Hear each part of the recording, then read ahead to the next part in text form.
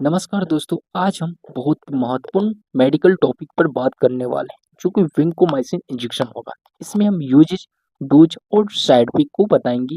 एक point explain करने वाले विंकोमाइसिन इंजेक्शन के बारे में। तो दोस्तों चलिए स्टार्ट करते हैं। सबसे पहले हम लोग समझते हैं कि विंकोमाइसिन इंजेक्शन क्या होते हैं। इसका पहला पॉइंट में लिखा है क्या, विंकोमाइसिन इंजेक्शन एक शक्तिशाली एंटीबायोटिक दवा है जिसका उपयोग गंभीर बैक्टीरियल इन्फेक्शन में किया जाता है। यानी इसका मतलब है कि विंकोमाइसिन इंजेक्शन क्या हो जाता है कि एक शक्तिशाली इंजेक्शन होते हैं, एंटीबायोटिक इंजेक्शन होता है, यानी कि बोल सकते हैं बहुत ही पावरफुल इंजेक्शन होता है। जब अन्य दवाएं काम नहीं करती तो उसकी जगह पे विंकोमाइसिन जैसे इंजेक्शनों का इस्तेमाल किया जाता है। बहुत ही खतरनाक होता है, बहुत ही खतरनाक गंभीर इन्फेक्शन रहेगा तब इस्तेमाल करेंगे विंकोमाइसिन इंजेक्शन का। ठीक है। इसका दूसरा पॉइंट में लिखा है कि यह दवा मुख्य रूप से ग्राम पॉजिटिव बैक्टीरिया को मारने के रूप में इस्तेमाल किया जाता है। यानी कि बोल रहा है कि ग्राम पॉजिटिव जो बैक्टीरिया होता है बहुत ही खतरनाक बैक्टीरिया होती है। एक बार हमारे बॉडी में एंट्री कर लेंगे तो जल्दी यह ठीक नहीं होता है। इसलिए क्या हो जाता है कि इसको खत्म करने के रूप में इस्तेमाल कर सकते हैं विंकोमाइसिन जैसे इंजेक्शनों का। ठीक है। ये दो पॉइंट्स को आप लोग डिफिनेशन तौर पे याद रख सकते हैं। अब हम लोग जानते हैं इसका इस्तेमाल कहाँ करना है, विंकोमाइसिन इंजेक्शन का, इसे जानते हैं। इसका पहला पॉइंट की बात करें तो MRSA इन्फेक्शन को दूर करने के रूप में इस्तेमाल किया जाएगा। इसका फुल फॉर्म की बात करें तो मेथिसिलिन रेजिस्टेंट स्टेफाइलोकोकस एओरियाज होते हैं।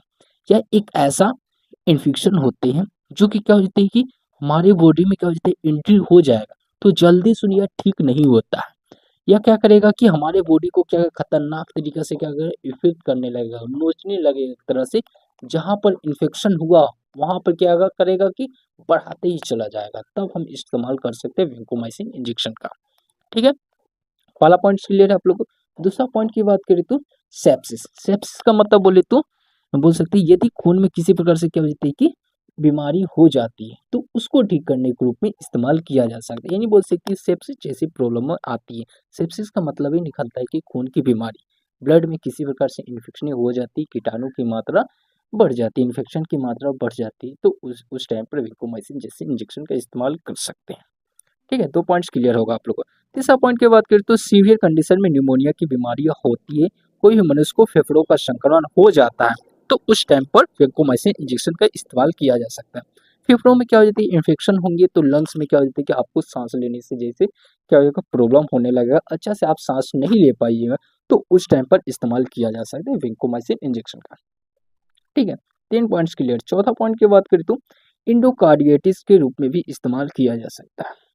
एंडोकार्डियटिस का मतलब बोले तो दिल के वाल्व का संक्रमण होना, यानी बोल सकते हैं हार्ट के जो वाल्व होते हैं उसमें किसी प्रकार से क्या होती है संक्रमण हो जाती है, तो उसको ठीक करने के रूप में इस्तेमाल किया जा सकता है। ठीक है।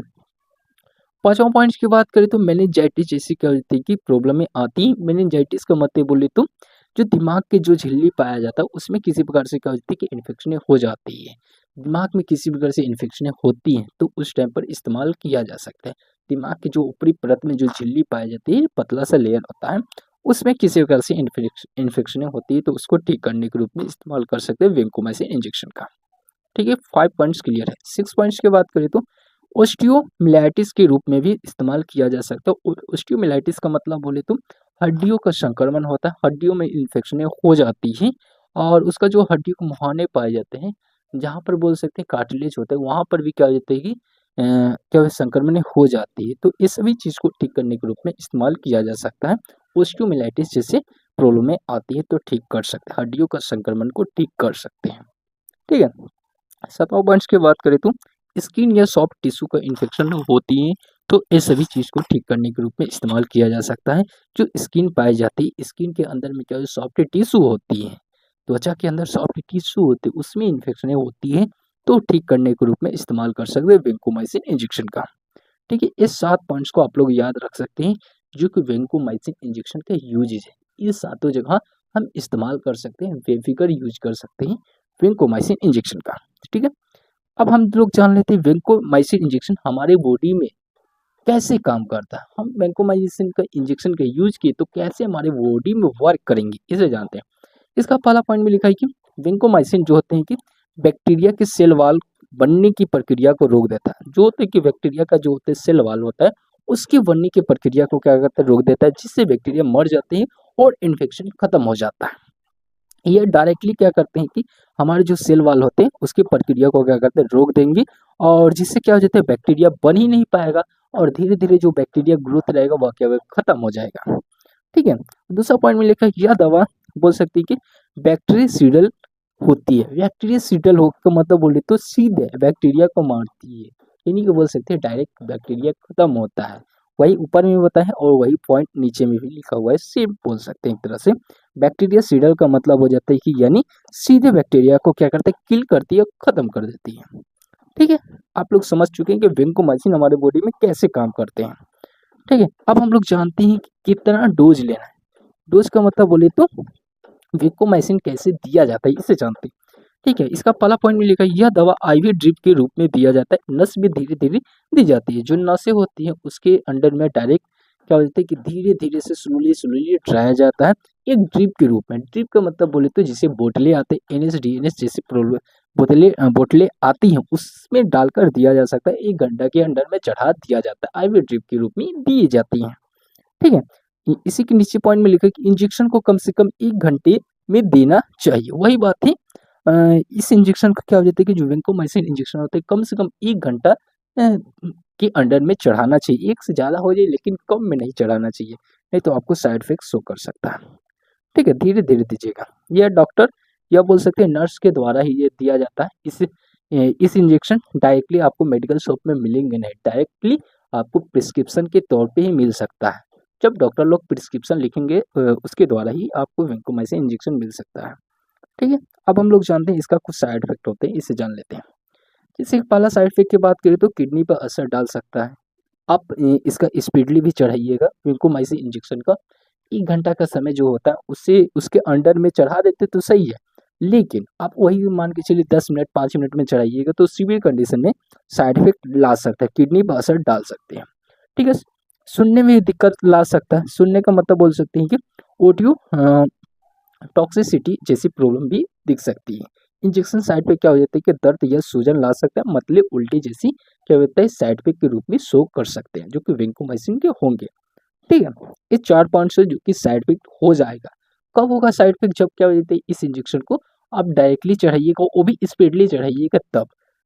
ठीक है, इतना याद रखिएगा। अब हम लोग जान लेते हैं इंपॉर्टेंट पॉइंट्स को, कब सावधानी रखना चाहिए और कब चढ़ाना चाहिए ये भी जान लेते हैं।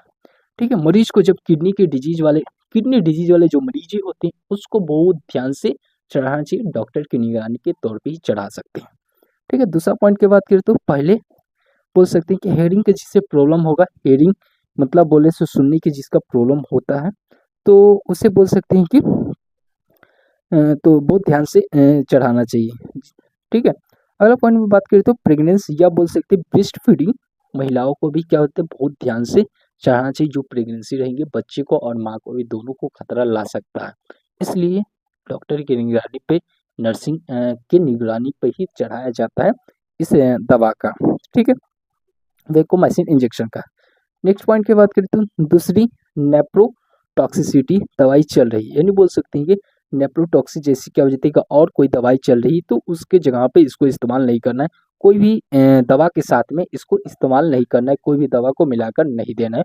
वैकोमाइसिन इंजेक्शन का इतना याद रखिए, कॉम्बिनेशन के रूप में नहीं दिया जाता है। ठीक है, यहाँ तक आप लोगों को क्लियर होगा। इसमें आपको किसी प्रकार का डाउट लगता है तो कमेंट बॉक्स में मैसेज करिएगा, इसका पूरा डिटेल में हिंदी प्लस इंग्लिश भाषा में नोट चाहिए, जैसे लिखा हुआ है ये आप भी अपने खुद से भी समझ सकते हैं। इस तरह से हम नोट्स बनाते हैं। ठीक है, तो आप लोग टेलीग्राम चैनल को ज्वाइन कर लीजिए, बिल्कुल फ्री ऑफ कॉस्ट। आपको वहाँ से नोट्स मिल जाएंगे, सभी विषय का मिल जाएगा आपको। और इसमें किसी प्रकार का डाउट लगता है तो कमेंट बॉक्स में मैसेज छोड़िएगा। देखने के लिए video, thanks for watching this video.